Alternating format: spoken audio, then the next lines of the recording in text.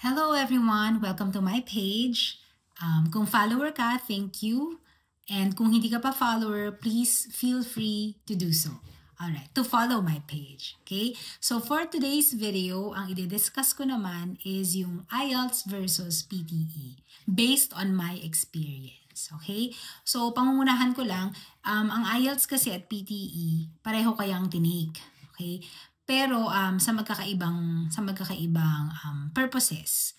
Yung isa para dito sa pagtuturo sa New Zealand, yung isa naman, hindi ko na matandaan kung bakit. So, tinake ko sila pareho. So, meron akong experience sa bawat exam na yon, sa bawat exam na yon. So, I can probably make an opinion kung ano sa tingin ko ang mas madaling i-take. Okay? Being an English teacher myself. Okay? So, unahin muna natin yung mga similarities nila. Siyempre, both of them are standardized tests, no? Ina-accept sila worldwide. PTE, IELTS, alright? Pareho silang merong dalawang klase. Academic and general. Okay? So, kapag sinabi mong IELTS, okay, ang hinihingi dito sa New Zealand ay ang academic version. Actually, ganun din sa PTE. Academic din ang version na hinihingi or yung type of test na hinihingi nila. Okay? Ang difference lang is that, number one, yung scores. Okay? Ang ginagamit ng IELTS ay tinatawag na band score. So, that's from 1 to 9. Okay? Tapos, ang ginagamit naman ng PTE ay score range. Okay? That is from 10 to 90. So, kapag naka 90 ka, very good. Ibig sabihin, ang galing-galing mo na yan. Because, ang galing-galing mo na yan. Because that is the perfect score. Okay? So, in terms of time slot naman, or in terms of the length of the exam, ang IELTS mag-range siya ng 2.5 hours. Ang PTE naman, within 2 hours, kailangan matapos mo na. I'm not really sure kung para sa inyo, maganda yun na within 2 hours, tapos ka na kaagad. Or even more than that, kung sa tingin mo, tapos ka na, kaya mo nang then go for it. Pero sa akin kasi, I found it very exhausting yung sa PTE na 2 hours lang. Kasi parang nagutom ako tapos napagod ako. So more than yung difficulty ng exam, yun yung naramdaman ko, no? Nagutom ako at napagod. So kahit ano man ang iti-take mo, whether it's IELTS or it's PTE, ang una ko talagang payo is kumain ka ng madami bago ka. Or kumain ka ng tama, kung ano man yung sa tingin mong tama, bago ka mag-exam. Kasi baka magutuman ka, it might affect your cognitive level or yung cognitive aspect mo kung kakayanin mo or hindi yung exam. Alright? So ano ba yung mas madali? Para sa akin na nag-take ng pareho, mas nadalian ako sa PTE. Ngayon, kung yung iba nadalian sa IELTS, well, it's just like what I always say, it's a case-to-case basis. But for me, mas nadalian ako sa PTE. Bakit? Siguro dahil sa exam format nila, mas nadalian talaga ako kasi lalo na dun sa reading part. Dun sa IELTS talaga medyo nahirapan ako. Dun ako medyo bumaba yung score ko sa reading part ng IELTS. Pero sa PTE, carry lang yung score ko dun sa reading part.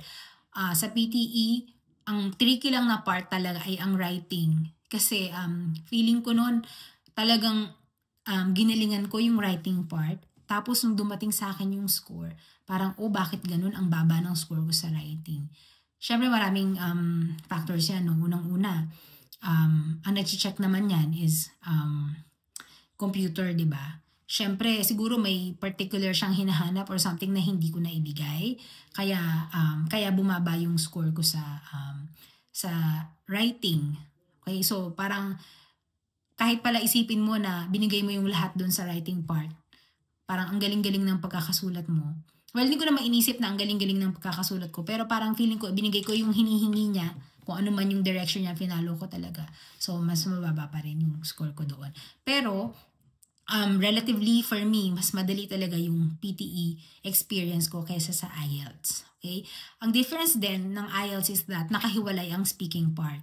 No? So, over the computer monitor, may kakausap sa'yo na isang how do you call this? Na isang kanilang test coach or kanilang, what do you call that? Yung test coach nila, at bibigyan ka niya ng series of questions which would require you to speak. Okay? Kasi syempre sasagutin mo yung mga tanong na yon. In the conversation that you have with the person on the other side, dun niya i-check kung ano yung galing mo, yung nuances mo, yung mga gamit mo ng salita, yung bilis mo ng pagsasalita ng English, mabilis ka bang, naiintindihan ba, yung grammatical structure, tama ba? Yun. So, ganun din naman sa PTE, may speaking part din, pero hindi yan katulad ng, sa IELTS. So, magkaiba sila. Okay? So, kung ikaw, sa tingin mo, mas madali ang PTE, di PTE ang kuhanin mo. Kung IELTS naman, pwede rin naman. Ang ginawa ko noon, kaya siguro mas nadalian ako sa PTE, kumuha ng mga mock tests kasi meron niyang app.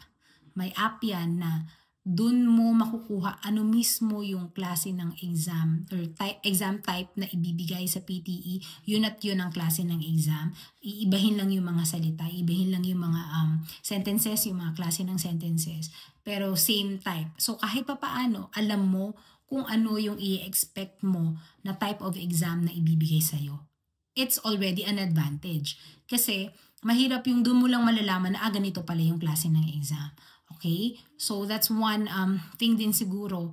Kailangan makapag-mock test ka ng makapag-mock test para kahit papaano, hindi ka man ganun ka sure na ang galing mo sa English, kahit papaano, may vantage point ka which is alam mo kung anong klaseng mga questions ang ibibigay sa'yo. Alright? So, ayun. So, that answers the question that I posed for this video. Para sa akin, mas madali ang PTE kaysa sa IELTS. Alright? So, please tune in for more videos dahil marami pa akong discussions na ilalabas in the next coming days. At sana matulungan ko kayo or ikaw na nanonood ngayon para sa pagtupad mo ng dream mo to teach here in New Zealand. Alright? Thank you so much. Bye!